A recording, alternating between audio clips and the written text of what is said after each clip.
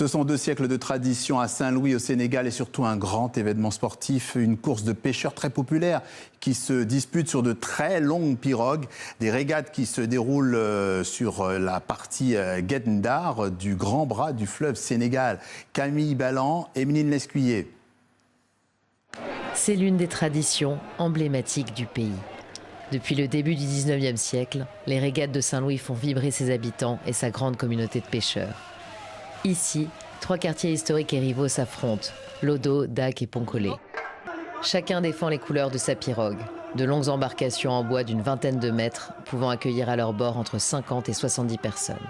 À l'approche de la course, toute la ville est à la fête. Et ils sont des milliers à se rassembler sur les berges du fleuve pour encourager les équipages.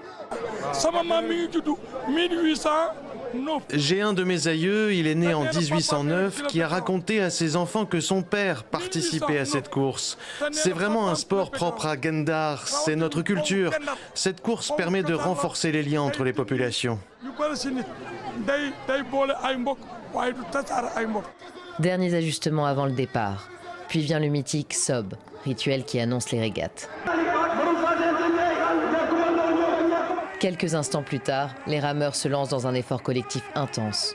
Près de 2,5 km à parcourir dans cet estuaire où le fleuve Sénégal rencontre l'océan Atlantique.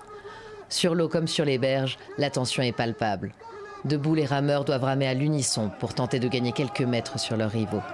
C'est finalement la pirogue jaune du quartier de Poncolé qui s'impose. Nous sommes arrivés premiers de la course, mais ce n'était pas facile parce que c'est un sport d'hommes et cela demande beaucoup d'abnégation. Nous demandons à tout le monde de mettre du sien pour que les régatiers puissent gagner quelque chose dans cette course. Nous arrêtons toutes nos activités pour la préparer alors que nous ne sommes pas payés du tout. Nous voulons que cette course soit au même niveau que le football. Pas de récompense à la clé pour le vainqueur donc, mais l'honneur de perpétrer la tradition de ses aïeux.